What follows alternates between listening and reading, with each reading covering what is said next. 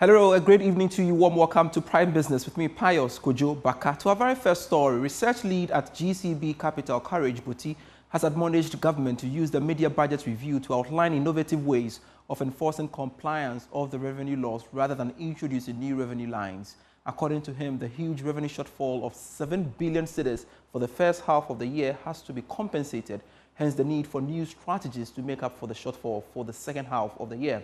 He's been speaking to Joy Business. Well, revenue growth is the anchor of this program. It's more hinged on the consolidation we are doing is more hinged on revenue growth than expenditure containment, because that is where the elephant is, right? I mean, the idea is if you can raise enough revenue, then you can fund your development aspirations.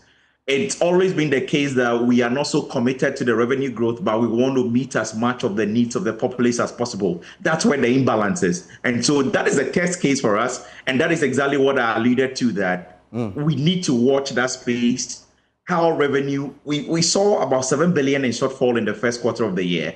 How was that compensated for in the second half of the year? And what is it looking like at half year? That picture will tell us a lot about how the remainder of the year would unfold, because typically the election pressure seems to be strongest in the second half of the year. So we need to see the first half and how things are compensated for. I understand expenditure will be front loaded in the first half.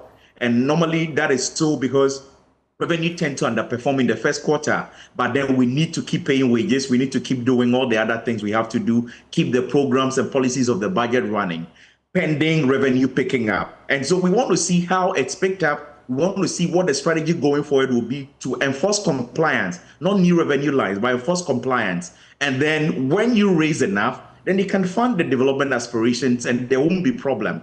But if you are not raising enough, but yet you can't keep the budget also tight, the expenditure tight, that is where the problem will be.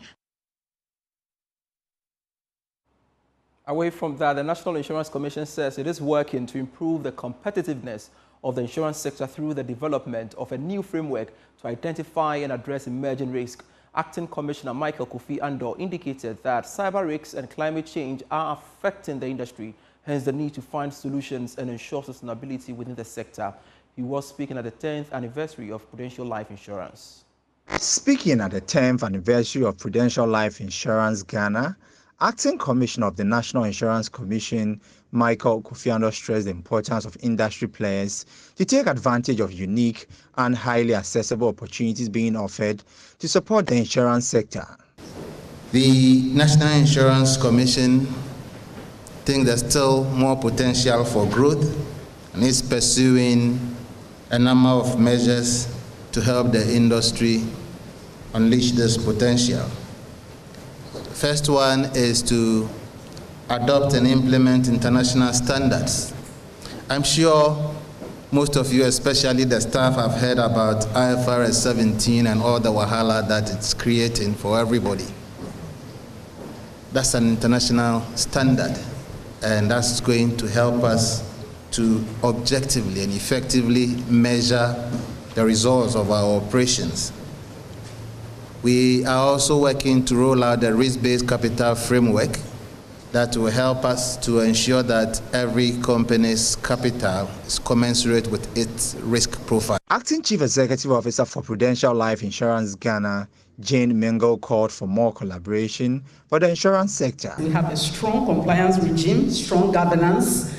I remember when Prudential came to Ghana and they told us, you can't do ABC. I said, how can our business flourish? We must survive. That is the market. You cannot do it.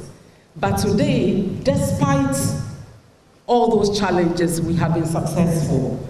So all I say is that having a strong governance and compliance regime seems to be a difficult task, but it pays off well for you to have a very sustainable business. The Chartered Institute of Logistics and Transport has pledged to increase resources into the training and education of more women in the sector to boost participation. International President of the Institute, Owusu Norte, who paid a courtesy call on the Gamancheni Teko through the second, pledged their contribution towards increasing the participation of women in the logistics and transport value chain. Chartered Institute of Logistics and Transport is the leading international professional body associated with logistics and transport. The institute has over 33,000 members globally. First African and international president of the institute, who paid a courtesy call on the Gamanche to pay homage to him, expressed their willingness to develop human capital in the transport and logistics sector to aid in development.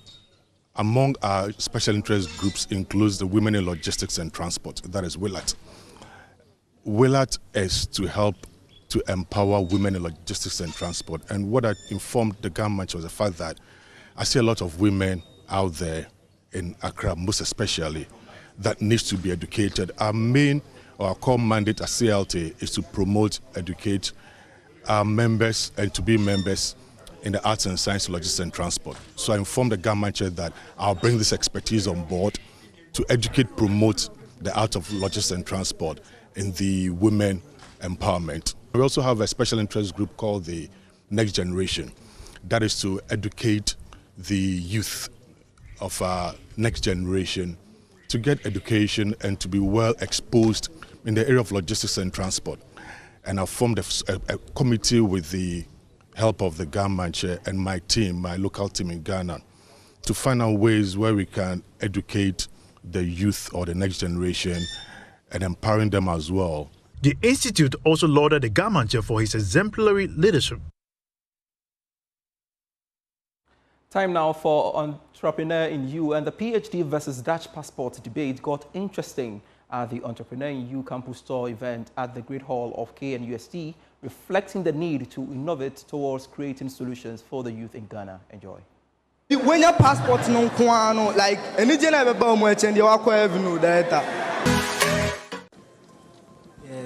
Name is Abdul. I'm from KST. I rather just said PhD.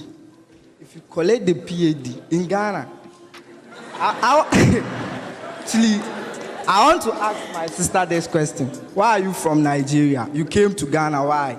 But there are universities there, but you came here. You came here for a purpose, right? No, so I have to also go outside for a purpose. Yeah. A bit of correction on that. Ada was born here. Okay. Ada was born here, just that she has. She was born. So by virtue of her birth, yes, she is Ghanaian. With this, our hot sun, you are going for PhD. You see, you are here, you feel cold, right? Feel the environment. That's how, if you get the passport, that's how you feel. No, not even if you get there. When you get the passport. Yeah. That's when you get the passport. There is no sun. No, you are saying that when you get the passport. And you go. So, and you go. Yes. I thought when you get the passport, Debbie, when your passport no like any general and you are data. Please, let's give it up for him. Let's give it up for him. A round of applause for him, please. Okay. Brought to you by Africa School of Entrepreneurship and supported by GCB Bank, your bank. And that's our part company here on Prime Business. I am Pius Kojo Baka. Prime Sports is next.